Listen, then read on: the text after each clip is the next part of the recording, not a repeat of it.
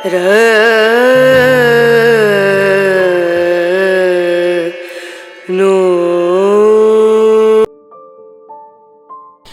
আমার প্রিয় বন্ধুরা, শুভ সকাল। তোমরা সকলে কেমন আছো? আশা করছি প্রত্যেকেই খুব ভালো আছো, আমরাও বেশ ভালো আছি। তোমাদের সকলকে আমার আরও একটি ভিডিওতে অনেক অনেক স্বাগত। আর কাছেও দূরে যে যেখান থেকে আমার এই ভিডিওটা দেখছো, প্রত্যেককে অনেক অনেক ভালোবাসা এবং বড়দেরকে প্রণাম। আর আমার যারা ছোট তাদেরকে অনেক স্নেহ এবং ভালোবাসা জানিয়ে আজকের ভিডিওটা আমি এখান থেকেই শুরু করলাম। যেহেতু এখন কিন্তু সকাল 6:30 বাজে, আর আমি ঘুম থেকে উঠেছি 6টার দিকে উঠে বাসি যেই সমস্ত কাজগুলো থাকে সেগুলো সমস্তটাই করে নিয়েছি। আর বাইরে জানো তো খুব বৃষ্টি হচ্ছে, জানো তো। বৃষ্টির মধ্যেই দেখো এই যে থালা বাসনগুলো মেজে রেখেছে, আর আশিপাশি কাজগুলো করতেও না আমি ভিজে গেছিলাম, ওই জন্য একেবারে নাইটিটা চেঞ্জ করে তারপরে এই যে থালা বাসনগুলো রেখে তারপর চলে আসলাম ডাইরেক্ট রান্না করতে। যেহেতু ডিউটি আছে তো ওই জন্য রান্নাটা করে নিচ্ছি।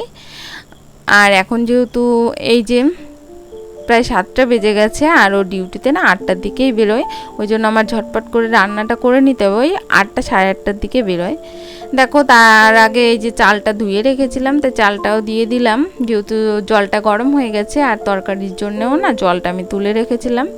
আর আমি বেশিরভাগ সময় কি করি, তরকারিতে একটু গরম জলই ইউজ করি। তারপরে দেখো এই যে ভাতটাও হয়ে গেছে, আর এদিকে আমার কুমড়োর তরকারিটাও হয়ে গেছে, নামিয়ে নেব। আর একটা করবো, সেটা হলো ভেন্ডি।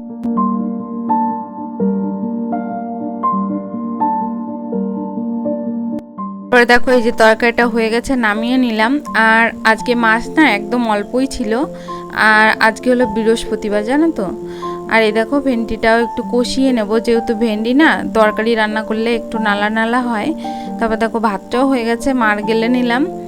আর এদিকে কিন্তু আমার মামামও উঠে পড়েছে, জানো তো। বৃষ্টি হচ্ছিল আর তার সঙ্গে বজ্রপাত হচ্ছিল, ওই জন্যে মামাম উঠে পড়েছে।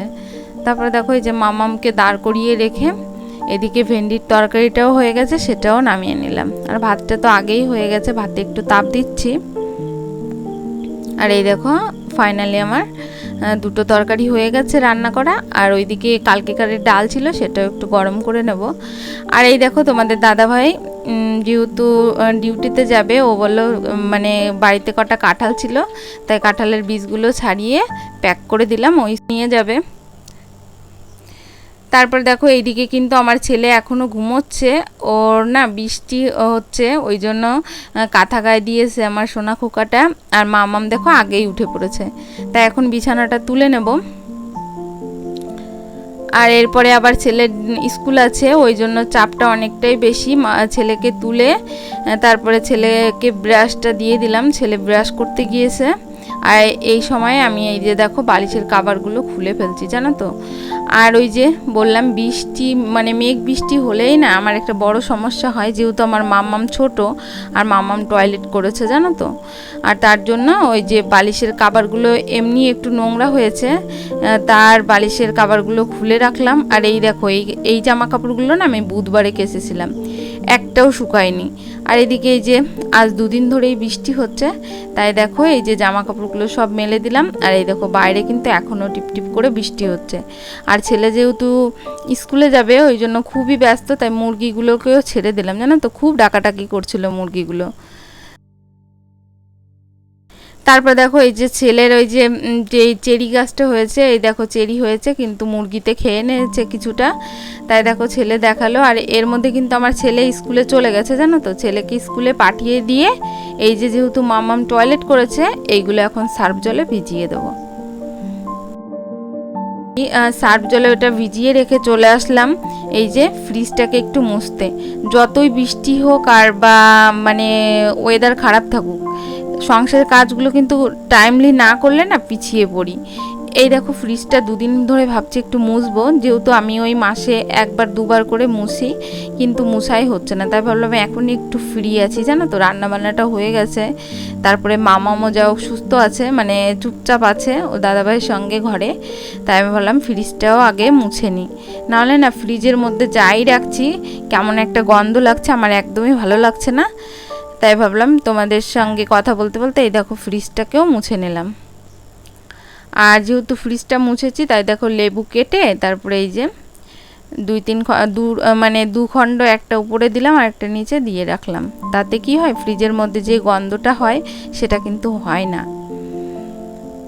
আর এই দেখো আগের দিন আমি যেহেতু পিঠে তৈরি করেছিলাম উনুনে, তাই উনুনটাকেও লেপতে হবে, তাই দেখো উনুনটাকেও লেপে নিচ্ছি। আর উনুনটা ওই যে না লেপলে একদমই ভালো লাগে না। আর প্রচণ্ড পিঁপড়ে উঠেছে জানো তো আমাদের ঘরে, মানে কি বলবো, খুবই কষ্টকর দিন এই পিঁপড়ে হচ্ছে, যেহেতু বাইরে বৃষ্টি হচ্ছে তো, আর ঘরের ভিতরে পিঁপড়ের উপদ্রব খুব বেড়ে গেছে জানো তো। আর এই দেখো কথা বলতে বলতে ঘরের টুকটাক যেই কাজগুলো ছিল সমস্তটাই করে নিয়েছে, আর আমার ঘরটাও মুছে দিয়েছে। আর বৃষ্টির দিনে না কি বলবো, কাজগুলো করতে কিন্তু খুবই কষ্ট হয়, যেহেতু বাইরেটা কাদা, তারপরে আবার মানে স্লিপ কাটে। আর যেহেতু মাম্মাম ছোট, মাম্মামকে নিয়ে কিন্তু খুবই কষ্ট হয় জানো তো এইভাবে কাজগুলো করতে।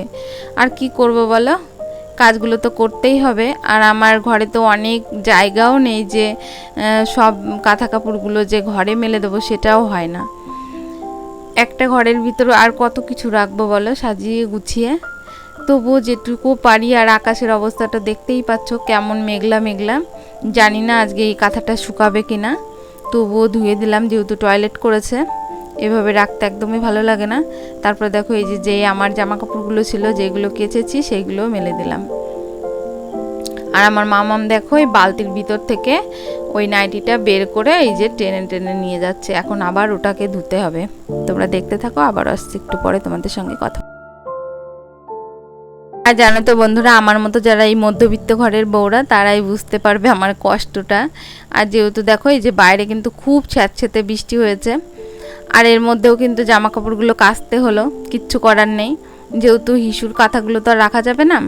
তারপর দেখো এই যে মাম্মামকে স্নান করিয়ে দিচ্ছি, আর আমি নিজেও না এর মধ্যে স্নানটা করে নিয়েছি। আর ভালো লাগছিল না, স্নানটা করেছি যেহেতু আমি পুরোটাই ভিজে গেছিলাম, ওই জন্য একেবারে স্নানটা করে নিয়েছি। আর এখন কিন্তু 12টা বাজে। বন্ধুরা, মাম্মামকে স্নান করিয়ে দিয়ে যেহেতু মাম্মামকে ঘুম পড়াবো, তাই ভিডিওটা আর বেশি বড় করলাম না, ভিডিওটা এখানেই রাখছি। তোমাদের যদি আমার ভিডিও কোনো অংশে একটু ভালো লেগে থাকে, প্লিজ প্লিজ ভিডিওটা একটা লাইক করো। আর যারা প্রতিনিয়ত আমার ভিডিওগুলো দেখো, কমেন্ট করো, তাদের প্রত্যেকে কিন্তু আমার তরফ থেকে অসংখ্য অসংখ্য ধন্যবাদ। দাদাভাই এবং দিদিভাইদের, তোমরা এইভাবে আমার পাশে থেকো, এইভাবে আমার সাথে থেকো। আর প্লিজ প্রত্যেকে একটু ভিডিওটা লাইক করো। অনেকেই কিন্তু কমেন্ট করছো, কিন্তু ভিডিওটা একদমই লাইক করছো না। তোমরা এইভাবে আমার পাশে থেকো। প্রত্যেককে টাটা, বাই বাই।